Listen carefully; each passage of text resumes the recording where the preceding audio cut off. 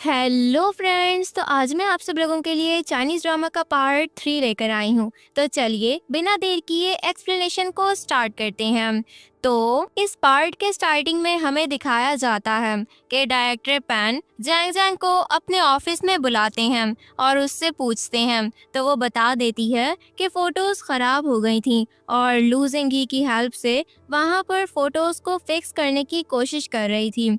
जिसके बाद director pan sir ping पैंग की बहुत इंसल्ट कर देते हैं और क्लास में आकर सब स्टूडेंट से फिजिक्स का टेस्ट भी ले लेते हैं, जो कि किसी का भी अच्छे से नहीं हो पाता है। जिसके बाद वो कहते हैं कि फिजिक्स एग्जाम में अब सबका स्कोर 0 ही होगा।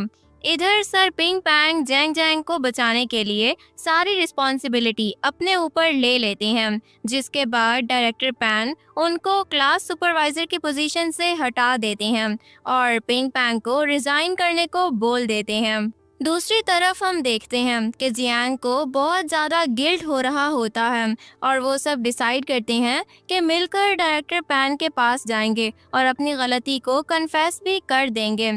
जिसके बाद वो लोग डायरेक्टर पैन के पास जाकर बता देते हैं कि फिजिक्स का पेपर सर ने आउट नहीं किया था, बल्कि उन लोगों ने प्रिंट किया था। और जियांग रोते हुए सारी गलती मान लेती है। जिसके बाद डायरेक्टर पैन उनको माफ़ कर देते हैं और कोई पनिशमेंट भी नहीं देते हैं। दूसरी तरफ यू हुआई पूरी क्लास को एक्स्ट्रा क्लासेस दे रहा होता है और वो लोग फिजिक्स के पेपर के लिए बहुत मेहनत कर रहे होते हैं, जो देखकर सर पिंग पैंग बहुत ज़्यादा खुश हो जाते हैं और उन सब के लिए कोल्ड ड्रिंक्स भी लेकर आ जाते हैं। और इधर हम लू जिंगी को देखते हैं, जो कि जैंग जैंग को कहता है कि तुम्हें हर वक्त बुक्स में नहीं घुसे रहना चाहिए और उसको अपने साथ चलने के लिए कह देता है, लेकिन वो नहीं मानती है और कहती है कि कल मेरा फिजिक्स का पेपर है और मुझे पढ़ना है। नेक्स्ट डे उन सब का फिजिक्स का पेपर होता है, जो उन सब ने बहुत मेहनत से किया होता है, जिसको देखकर डायरेक्टर पैन भी बहुत सरप्राइज हो जाते हैं। और उसके बाद सर पिंग पैंग को उनकी क्लास का दोबारा से सुपरवाइजर बना दिया जाता है और जियांग एक बार फिर से उनको रोते हुए सॉरी बोलती है, जिसको वो माफ़ भी कर देते हैं। इधर जैंग जैंग यू हुआई से पूछती है कि तुम्हें पेरेंट टीचर मीटिंग के लिए टेंशन हो रही है, जिस पर वो कहता है कि नहीं, मुझे क्यों टेंशन होगी, मैं पूरी क्लास में सेकंड नंबर पर आया हूँ। और इधर जैंग जैंग के डैड उसको कॉल करके कहते हैं कि उनको कोई अर्जेंट काम आ गया है, जिसकी वजह से वो पेरेंट्स मीटिंग अटेंड नहीं कर सकेंगे और उसकी मॉम भी किसी मीटिंग में बिजी होती हैं, इसलिए उसके स्कूल उसकी स्टेप मदर ही आएंगी। और ये बात सुनकर उसका मूड ऑफ हो जाता है। और दूसरी तरफ सर पिंग पैंग पेरेंट्स से मिलने से पहले बहुत ज़्यादा नर्वस हो रहे होते हैं और वो टाई भी पहन लेते हैं ताकि वो थोड़े से मैच्योर लगें। जैंग जैंग म्यूज़िक सुन रही होती है, तभी लू जिंगी उसके पास आता है और उससे कहता है कि अगर मैं चला जाऊं तो क्या तुम मुझे मिस करोगी। जो सुनकर वो थोड़ा शॉक्ड होते हुए पूछती है कि क्या तुम वाकई कहीं पर जा रहे हो। तो वो कहता है कि हाँ, मैं आर्ट स्कूल में एडमिशन लेना चाहता हूँ। जिस पर वो उसको मारते हुए कहती है, ओह, तुम स्कूल छोड़ने की बात कर रहे थे, मैं समझी कि तुम मरने की बात कर रहे हो। और वो उससे पूछती है कि क्या तुम्हारे डैड तुम्हें ये अलाउ करेंगे कि तुम पेंटिंग के लिए ये स्कूल ही छोड़ दो। जिस पर वो कहता है कि मैं खुद के लिए लड़ाई करूँगा। जैंग जैंग बहुत परेशान हो जाती है। तभी जियांग उसके पास आकर उससे पूछती है कि क्या हुआ है, जिस पर वो उसको बताती है कि मेरी स्टेप मॉम मीटिंग अटेंड करने आ रही हैं और वो मेरी परफॉर्मेंस देखेंगी तो वो क्या सोचेंगी। जिस पर जियांग कहती है कि हाँ, अगर तुम्हारा डेस्कमेट कोई और होता तो फिर भी और बात थी और तुम पर इतना प्रेशर भी ना आता, लेकिन यू हुआई तो बहुत ही अच्छा पढ़ता है। तभी जैंग जैंग को एक आइडिया आता है और वो यू हुआई को डेस्क चेंज करने के लिए मनाने लग जाती है, लेकिन वो फिर भी नहीं मानता है। जिसके बाद मीटिंग शुरू हो जाती है और जैंग जैंग की स्टेप मदर भी आ जाती हैं, जिनको वो क्लास में लेकर आ जाती है। उसका डेस्कमेट यू हुआई ही होता है। उसकी मॉम भी आ गई होती हैं और इसीलिए वो भी अपनी मॉम को क्लास में छोड़ने के लिए आया हुआ था। जिसके बाद यू हुआई जैंग जैंग की स्टेप मॉम को अपना इंट्रोडक्शन भी देता है और जैंग जैंग यू हुआई की मॉम को अपना इंट्रोडक्शन देती है। लेकिन यू हुआई की मॉम को वो कुछ खास पसंद नहीं आती है और वो कहती है कि ओह, मुझे तो लगा था कि जैंग जैंग किसी लड़के का नाम है। जिसके बाद वो दोनों क्लास से बाहर आ जाते हैं। तभी वो लूजिंग ही को देखती है। जिसके बाद वो दोनों देखते हैं कि उसके डैड उसको सबके सामने थप्पड़ मारते हैं। जिसके बाद वो दोनों ग्राउंड में बैठे हुए होते हैं। तभी जैंग जैंग यू हुआई को कहती है कि मुझे बास्केटबॉल खेलना सिखाओ। तो वो कहता है लेकिन मेरे पास अभी बास्केटबॉल नहीं है। जिसके बाद वो लड़कों से बास्केटबॉल मांग कर ले आती है और वो दोनों बास्केटबॉल खेलते हैं। लेकिन तभी गोल करते हुए जैंग जैंग के पैर में चोट लग जाती है।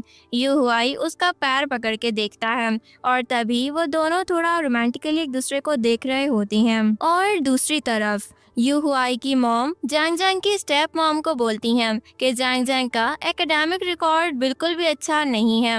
और इधर जैंग जैंग यू हुआई से पूछती है कि तुम्हें बास्केटबॉल खेलना किसने सिखाया है। जिस पर वो उसको बताता है कि मैं 6-7 साल से बास्केटबॉल खेल रहा हूँ, लेकिन मैंने ये किसी से भी नहीं सीखा है, बल्कि खेलते खेलते पता ही नहीं चला कि मैं कब एक्सपर्ट हो गया। और जैंग जैंग कहती है कि तुम्हें फिजिक्स ज़्यादा पसंद है या फिर बास्केटबॉल। तो वो कहता है कि मैंने कभी सोचा नहीं इस बारे में, लेकिन मुझे लगता है कि मुझे जब भी इन दोनों में से किसी एक को चूज़ करना पड़ा तो मैं फिजिक्स को चूज़ करूँगा, क्योंकि मैं पढ़कर अपना एक नाम बनाना चाहता हूँ। जिसके बाद वो जैंग जैंग से पूछता है क्या तुम्हें इस स्कूल में आने का कोई रिग्रेट है। वो कहती है कि नहीं। जिसके बाद वो उसको बोलता है कि चलो आज से हम दोनों हमेशा के लिए डेस्कमेट बन जाते हैं। और वो कहती है ठीक है। जिसके बाद यू हुआई क्लास में अपनी मॉम के पास चला जाता है और जैंग जैंग अपना कैमरा निकाल कर उससे पीछे उसकी फोटोज बनाने लग जाती है। दूसरी तरफ यू हुआई की मॉम सर पिंग पैंग को कहती हैं कि मैं चाहती हूँ कि आप यू हुआई की सीट को चेंज कर दें और उसको किसी लड़के के साथ बिठाएं। जो सुनकर यू हुआई गुस्से से बाहर चला जाता है और जैंग जैंग भी काफ़ी इमोशनल हो जाती है और उसको वो सब याद आने लग जाता है जब यू हुआई ने उसको अपना सीटमेट मानने पर कन्विंस किया था।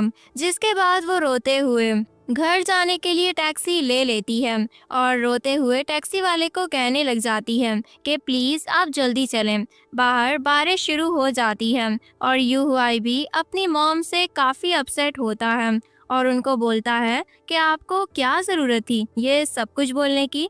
जिस पर उसकी मॉम उसको बताती हैं कि हम लोगों ने बहुत ही मुश्किल दिन देखे हैं और अब मैं नहीं चाहती कि किसी भी हाल में तुम्हारा फोकस पढ़ाई से हट जाए, इसीलिए मैंने सर से ऐसे बात की है कि वो उस लड़की को तुम्हारे साथ ना बिठाएं। जिसके बाद वो अपने रूम में बंद हो जाता है। उसके बाद नेक्स्ट सीन में यू हुआई जैंग जैंग को मनाने की कोशिश कर रहा होता है, लेकिन वो नहीं मानती है और बालकनी से जंप कर देती है।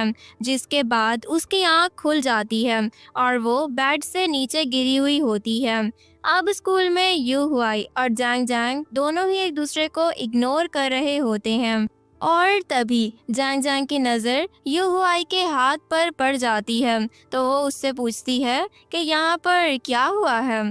तो वो उसको कहता है कि कुछ नहीं, बस एक छोटी सी चोट लग गई थी।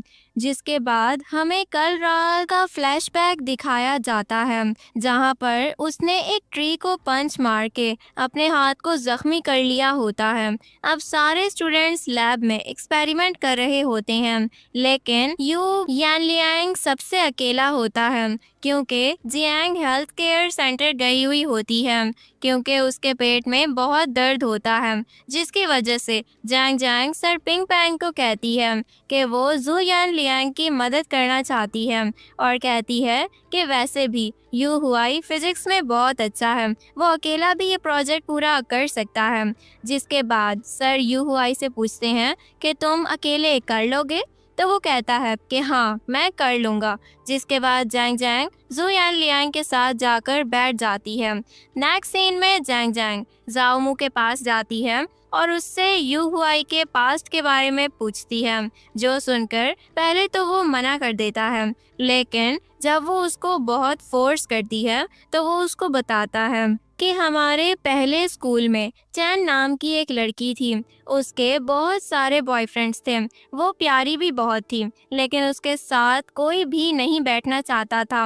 वो जिसके साथ भी बैठती थी वो टीचर से कंप्लेन कर देता था। जिसके बाद एक दिन टीचर ने सबसे पूछा कि कौन इसको अपने साथ बिठाना चाहता है। यू हुआई को वो बहुत इनोसेंट लगी, इसलिए उसने उसको अपनी डेस्क मेट बना लिया था। जिसके बाद वो रोज यू हुआई के पास बैठने लगी थी, लेकिन इसकी वजह से उसके मार्क्स पर बहुत ज़्यादा फर्क पड़ा था। जो यू हुआई हमेशा ही टॉप 3 में आता था, अब वो काफ़ी पीछे रहने लग गया था। जिसके बाद जाओ मू और जैंग जैंग एक रेस्टोरेंट में आ जाते हैं, क्योंकि जाओ मू को एक लड़की से मिलना था और वो साथ साथ जैंग जैंग को यू हुआई की स्टोरी भी सुना रहा होता है। जैंग जैंग उससे पूछती है कि क्या यू हुआई उस लड़की को पसंद करता था, तो वो कहता है कि सब लोग बोलते तो यही हैं, लेकिन कंफर्म किसी को भी नहीं पता था। तभी वो लड़की भी जाओ मू से मिलने के लिए आ जाती है और तभी उन लोगों को पता चलता है कि उसके साथ उसका बॉयफ्रेंड भी आया हुआ है, जो कि एक गुंडा होता है। जिसके बाद वो दोनों ही वहाँ से भाग जाते हैं और जैंग जैंग सबको अपनी हेल्प के लिए बुला लेती है और तभी वहाँ पर डायरेक्टर पैन भी आ जाते हैं और वो तो उस गुंडे की ऐसी क्लास लेते हैं कि बेचारे के मुंह से एक वर्ड भी नहीं निकल पाता है और वो वहाँ से भाग जाता है। नेक्स्ट सीन में जैंग जैंग यू हुआई के पास आती है और उसको बता देती है कि उसको चैन के बारे में सब कुछ जाओ मू ने बता दिया है। जिसके बाद वो बहुत गुस्सा होता है और वहाँ से चला जाता है। जिसके बाद वो उसके पीछे कैंटीन में भी आ जाती है और वो उसको कहता है कि तुम खुद को और चैन को कंपेयर क्यों कर रही हो, क्या तुम पागल हो, तुम्हारी अपनी जगह है। और एक और उसको वो चैन के बारे में सब कुछ बताने लग जाता है। तभी हमें फ्लैशबैक में दिखाया जाता है कि चैन रो रही होती है क्योंकि कोई भी उसको अच्छे से ट्रीट नहीं करता था। जिस पर यू हुआई उसको कहता है कि चलो कोई बात नहीं, तुम हमेशा मेरी सीट मेट ही रहना। जिसके बाद उसकी मॉम उसको कम नंबर लाने के लिए डांट रही होती हैं और यू हुआई के स्कूल में आकर पूरी क्लास के सामने यू हुआई को उस लड़की से दूर रहने को कह देती हैं और टीचर को भी बोलती हैं कि उसकी सीट चेंज करवाएं, क्योंकि इस लड़की के साथ बैठकर मेरा बेटा नालायक होता जा रहा है। जिसके बाद चैन रोते हुए अपना सामान उठा के सबसे आगे वाली डेस्क पर अकेली बैठ जाती है। अब प्रेजेंट में यू हुआई जैंग जैंग को बताता है कि उसके बाद वो मुझे कभी भी नहीं दिखी थी। जिस पर जैंग जैंग उसको सॉरी भी कहती है। जिसके बाद यू हुआई उसको कहता है कि मेरे पास्ट में घुसने की कोशिश मत करो, इससे तुम्हारा कोई लेना देना नहीं है। जिसको सुनकर जैंग जैंग को गुस्सा आ जाता है और वो वहाँ से चली जाती है। जैंग जैंग अपना मूड ठीक करने के लिए सी साइड पर आ जाती है। तभी वहाँ पर लूजिंग ही भी आ जाता है और वो उसको एक रेस्टोरेंट में ले जाता है, जहाँ पर ज़्यादातर लोग ड्रिंक करके अपनी स्टोरी सुना रहे होते हैं। जिसके बाद वो भी उसके लिए पोइट्री पढ़ता है और फिर वो जैंग जैंग से पूछता है कि तुम्हें मेरी पोइट्री कैसी लगी, तो वो कहती है कि अच्छी थी, लेकिन मुझे समझ ही नहीं आई। जिसके बाद वहाँ पर सब जैंग जैंग को उसकी गर्लफ्रेंड समझ रहे होते हैं, तो जैंग जैंग उसको कहती है कि मैं तुम्हारी गर्लफ्रेंड नहीं हूँ। तो लूजिंग ही कहता है कि हम दोनों साथ में इतने अच्छे लगते हैं, तभी शायद इन लोगों को लगा होगा कि तुम मेरी गर्लफ्रेंड हो। जिसके बाद वो उसको कहती है कि तुम और मैं एक दूसरे से बहुत डिफरेंट हैं। तुम्हें पोइट्री से प्यार है, लेकिन मुझे फिजिक्स के फार्मूलाज अच्छे लगते हैं।